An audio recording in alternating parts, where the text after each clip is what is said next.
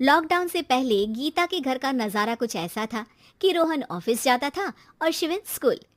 जिनके घर से जाने के बाद गीता काम खत्म करके बाकी समय आराम करती थी।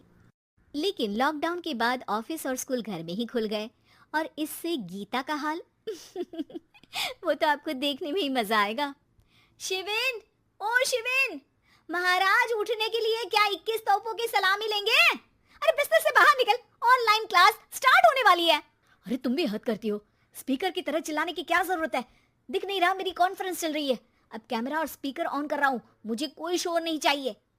इस पर जैसे ही रोहन लैपटॉप का कैमरा और स्पीकर ऑन करता है तभी कुकर की सीटी बजती है। करा लो अब इसे चुप। लॉकडाउन नहीं हुआ, मेरी मौत का फरमान जारी हो गया। दोनों बाप बेटे ने नाक में दम किया हुआ है। ऐसा बोलकर गीता वहां से शिविन के कमरे में पहुंच जाती है, जहां शिविन अभी भी सो रहा होता है। ओ आलसी, अब अगर 5 मिनट में नहीं उठाना तो आज तेरा गेम और यूट्यूब कैंसिल। माँ की बात सुनकर शिविन बिना 1 मिनट गंवाए उठ खड़ा होता है। उठ गया, अभी नहाकर भी आता हूँ। ये नाटक कहीं और, मुंह पर गीला कपड़ा मार और पढ़ने बैठ।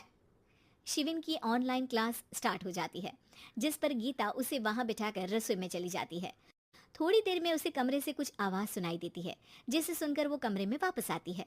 हाय राम, तुझे क्लास अटेंड करने के लिए बोला था, कैमरा ऑफ करके बिस्तर पर नाचने के लिए नहीं बोला था। मम्मी मुझे कुछ समझ नहीं आ रहा, आप बाद में पढ़ा देना ना, वैसे भी अटेंडेंस तो लगी गई है। हाँ हाँ बेटा, जरूर बन जा, तू अभी से हम सबका बाप बन जा। अरे नहीं मतलब कहाँ से लाते हो इतना दिमाग, और पढ़ाई करते हुए ये चला कहाँ जाता है? नाइस क्वेश्चन, दिमाग से पूछकर बता दूंगा। शिविन की बातों से परेशान होकर गीता उसे मारने के लिए जैसे ही आगे बढ़ती है तभी वो कमरे से बाहर भाग जाता है। अब शिविन आगे आगे और गीता हाथ में चप्पल पकड़े उसके पीछे पीछे पूरे घर में दोनों घूम रहे होते हैं। इसी बीच वो रोहन के पास पहुंच जाता है और शिविन को मारने वाली चप्पल रोहन के लैपटॉप पर जाकर गिरती है। ओए माँ! मम्मी, अब पापा को चप्पल मार रही हो? वो आज तक के रिपोर्टर, चुपचाप जाकर क्लास अटेंड कर ले, नहीं तो अगली तेरे पीछे लगेगी। इस पर शिविन वहां से चला जाता है, जिसके बाद रोहन गीता से कहता है, इस सर्कस के लिए कुछ बोलना चाहोगी? अरे क्या करूं, जब से तुम दोनों घर में रहने लगे हो घर अपने आप ही सर्कस बन गया है और मैं तुम्हारी नौकर। कभी बेटी को संभालो तो कभी बाप के नखरे उठाओ। इन्हीं सब उथल पुथल में दिन बीतते रहते हैं, जिसमें हर रोज घर के अंदर कुछ नया सियप्पा खड़ा मिलता है, जो ज्यादातर शिविन और रोहन की ऑनलाइन स्कूल और ऑफिस से रिलेटेड ही होता है। एक सुबह, शिविन चल उठ, आज की क्लास जल्दी है। कैमरा ऑफ करके आप अटेंड कर लो। अरे ऐसे छित्तर पड़ेंगे, दादी नानी सब एक साथ याद आ जाएंगी। गीता की लाख मशक्कतों के बाद क्लास तो खत्म हो जाती है, लेकिन उसके बाद शिविन फोन इस्तेमाल करते हुए इंस्टाग्राम रील बनाने लगता है। रसोड़े में कौन था? तुम थी, मैं थी, कौन था? कौन था? हाँ, मैं गरीब हूँ। अरे ओ गरीब के बेटे, आजा, मैं बनाती हूँ तुझे गरीब। मैं बताती हूँ रसोड़े में कौन था। पढ़ाई करने बोलो तो इनकी माँ मर जाती है, और ये पागलपंतियाँ जितनी मर्जी करा लो। गीता शिविन को डांट रही होती है, तभी रोहन बीच में बोल पड़ता है। अरे बच्चा ही तो है, इतना गुस्सा क्यों कर रही हो? बेटे का साथ देने की इसी एक कोशिश में अब शिविन के साथ साथ रोहन भी गीता के गुस्से की सूली पर चढ़ जाता है। अगर बेटे पर इतना ही प्यार आ रहा है तो इसे क्लास अटेंड क्यों नहीं कराते, इसका होमवर्क क्यों नहीं कराते?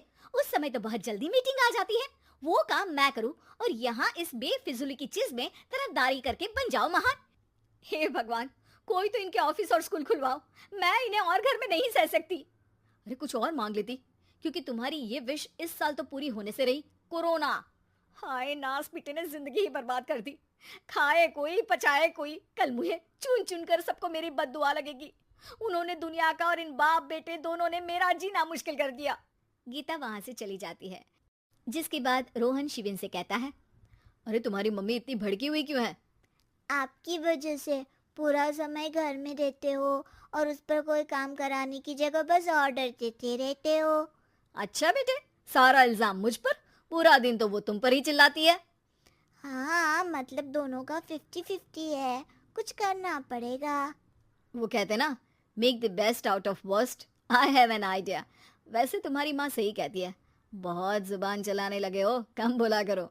अगली सुबह रोहन और शिविन अपनी गलती को सुधारने के लिए गीता के उठने से पहले घर का आधा काम खत्म कर देते हैं, जिसे देखकर गीता खुश हो जाती है और फिर बाकी बचा काम वो तीनों मिलकर पूरा कर लेते हैं।